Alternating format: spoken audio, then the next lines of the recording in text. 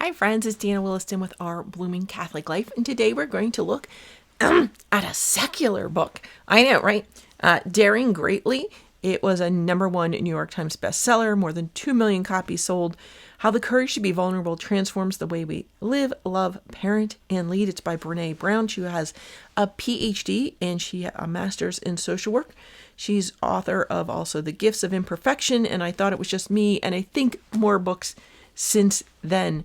There are a lot of people who like the book who I've never heard of, but maybe you have. So going from the back of the book, Daniel H. Pink, author of Drive and A Whole New Mind, says, Daring Greatly is an important book, a timely warning about the danger of pursuing certainty and control over all. Brené Brown offers us all a valuable guide to the real reward of vulnerability, which is greater courage.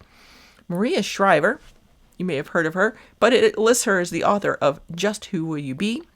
If you'd like to set your course on being more courageous and connected, engaged, and resilient, leave the GPS at home. Daring Greatly is all the navigation you'll need. Okay, that was a little corny. Fast Company, whatever that is, says Brené Brown illustrates why in business, as in life, giving your all means opening up. Seth Godin, who is the New York Times bestselling author of Lynchpin, says, a wonderful book, urgent, essential, and fun to read. It is published by Avery, an imprint of Penguin Random House books. So you can find them at penguinrandomhouse.com. Runs you about $20, even the paper book now. It is kind of pricey. I won't lie to you. Let's see. There should be some other ones here. Here are some more. Gretchen Rubin, the author of The Happiness Project, says the brilliantly insightful Brené Brown draws on extensive research and personal experience to explore the paradoxes of courage. We come strong by embracing vulnerability. We dare more greatly when we acknowledge our fear. I can't stop thinking about this book. How about Chris Goulimbeau, author of The $100 Startup? In an age of constant pressure to conform and pretend, Daring Greatly offers us a compelling alternative. Transform your life by being who you really are. Embrace the courage to be vulnerable. Dare to read this book. There's more from like the Omega Institute, the author of Do More Great Work. Let's see, Harriet Lerner, who's a PhD, Sir Ken Robinson, the Kirkus Review, Publishers Weekly, the Wall Street Journal, Katie Couric, NPR, brainpickings.org, Fast Company, I said that one before, salon.com, and even Ray Drummond, the pioneer woman. Like it's across businesses, it's across religion, it's across everything. So let's jump in here and see what's in this book. I do believe Brené Brown has some TED Talks available, and perhaps this is going to be inside the book. Let's see. Just inside title page here. It says it is dedicated to Steve, who makes the world a better place and me a braver person. The copyright is in 2012. Anything else? Most Avery books are available at special quantity discounts. The first trade paperback printing was in April of 2015, and we are in the 38th printing. Okay, are you ready for the table of contents? What? What is this, right? What is this? So this is the page number, and then this is the title. Okay, so it's fine, all fun and games to get. Here's the page number, here's the chapter number, here's the title. Totally different style than we're used to, right? And sometimes we just have these small things at the end. So what do we have? What it means to dare greatly. That's, I'm guessing, that's not an introduction. That's the introduction before the introduction. Then there's an introduction. My Adventures in the Arena. Chapter 1. Scarcity, looking inside our culture. Scarcity, looking inside our culture of never enough. Chapter 2 is debunking the vulnerability myths. I really can't tell if that first one is two different things there or it's all one. I'm sorry, I don't. Let's try this again. First, there's something called What It Means to Dare Greatly. Next is the introduction, My Adventures in the Arena. Chapter 1 is Scarcity, looking inside our culture of never enough. Chapter 2 is Debunking the Vulnerability Myths. Chapter 3, Understanding and Combating Shame. Chapter 4, The Vulnerability Armory. Chapter 5, Mind the Gap, Cultivating Change and Closing the Disengagement Divide. Chapter 6 is Disruptive Engagement, Daring to Rehumanize Education and Work. Chapter 7, Wholehearted Parenting, Daring to be the Adults we want our children to be. Then it has final thoughts, practicing gratitude, an index. There's an appendix as trust in emergence, grounded theory in my research process. Then there are notes and references and a reading guide. Starting out, what it means to dare greatly. So this is a giant quote, odd way to start a book, but here we are.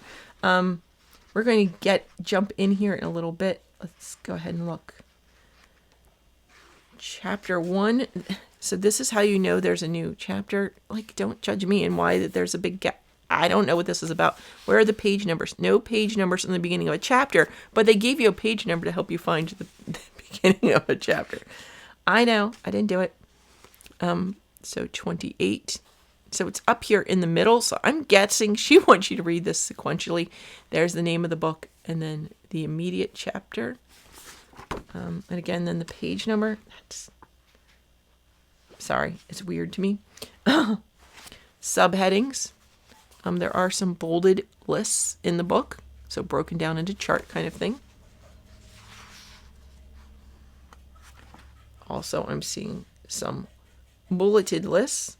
And again, some rather large block quotes. But you can see normally there's not that huge waste of space that they have at the beginning of a chapter. But there are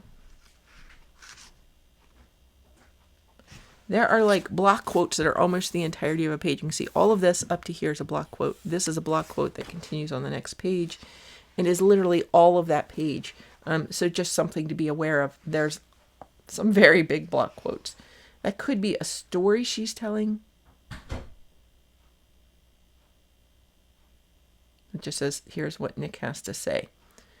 So possibly just a regular quote. Again, there are little subheadings here and things bulleted out again. So they do use some text for clarification.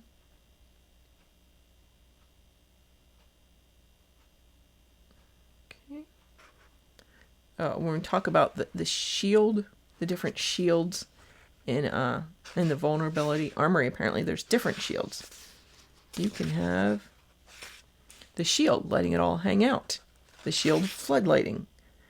The shield, the smash and grab. The shield of serpenting. So there are a number of things in here. Another shield, cynicism, criticism, cool, and cruelty. Again, I was talking in our recent Lectio Divina on Psalm 101, verses 6 through 8, about a meeting I had recently, and people were really not happy with some of the minutes, and they wanted to go in. Again, I want to say some people were being... It's difficult sometimes in a meeting when you've got a checklist of things to get to be vulnerable. But when you're not vulnerable, you are bound to be misunderstood. And that happens. And so this is going to be a look at some of those things. They're in here. And that's why this book is so loved by business people, I think, because we don't have time to waste with being superficial. Say what you mean what you say, right? We need to take that time. And so this does give you a lot of tools. There's also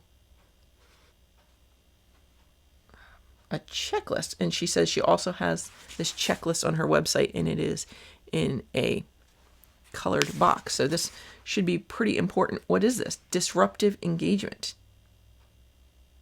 That is an engaged feedback checklist. Let me read to that.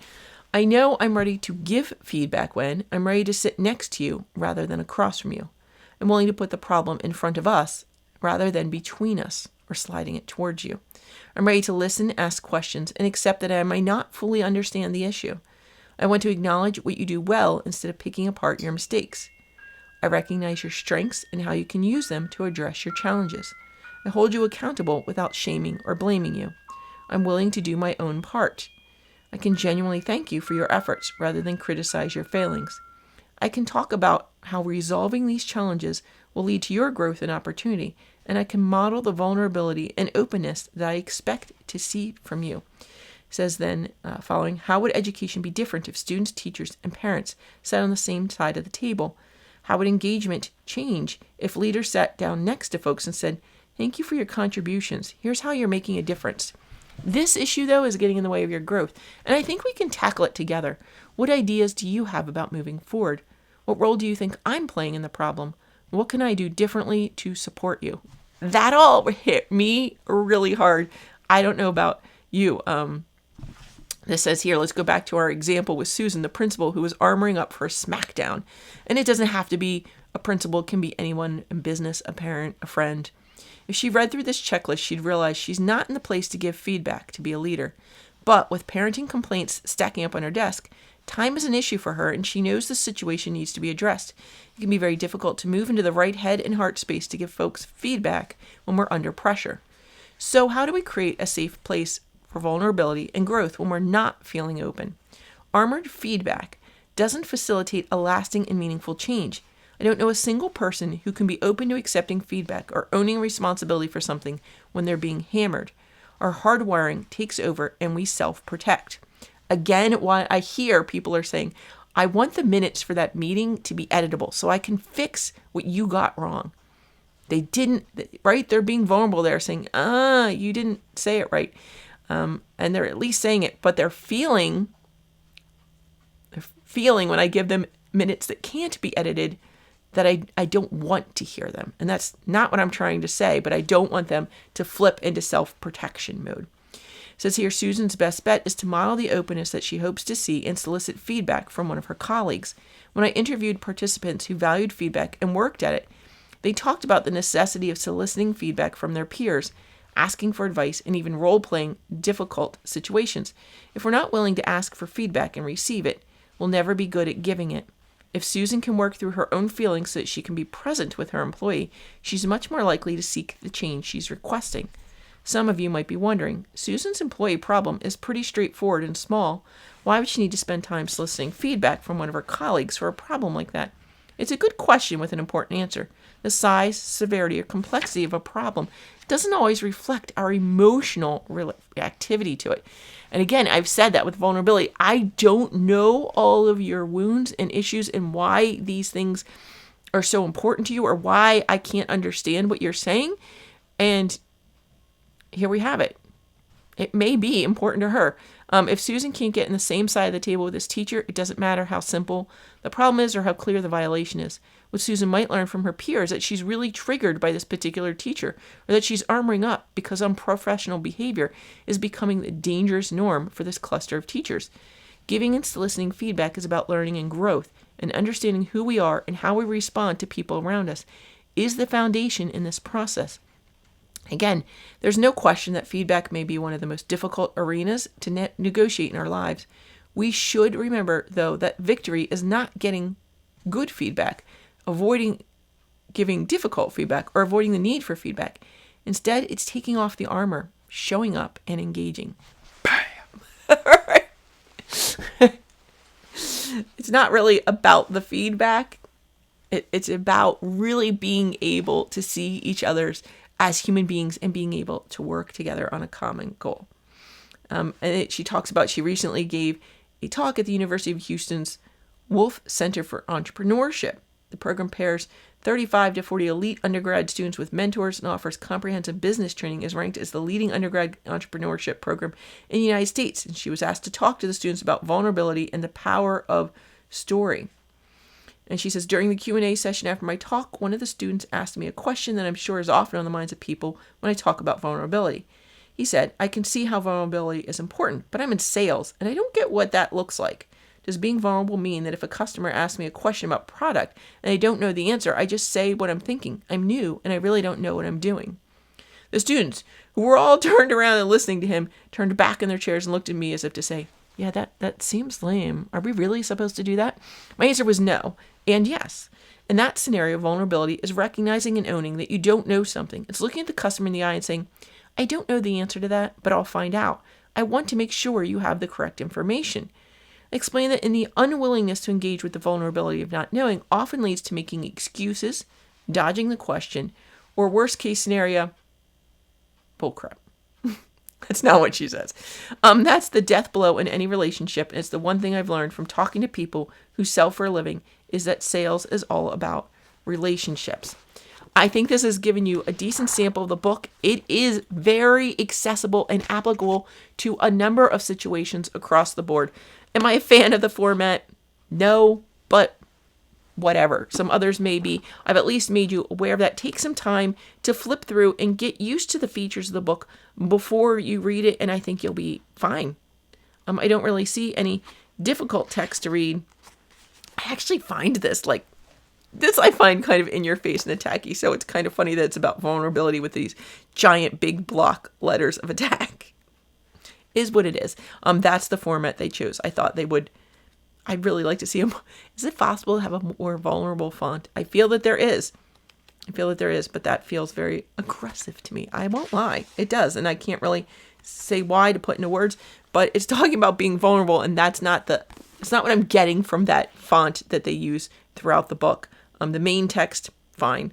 It's the fancy ones, the headers and things that I find unsettling. And I can't really explain that, but it's just odd in a book about vulnerability. And I'm being vulnerable. I have no idea why that triggers me, but it's kind of abrasive to me. And there we are. Daring Greatly.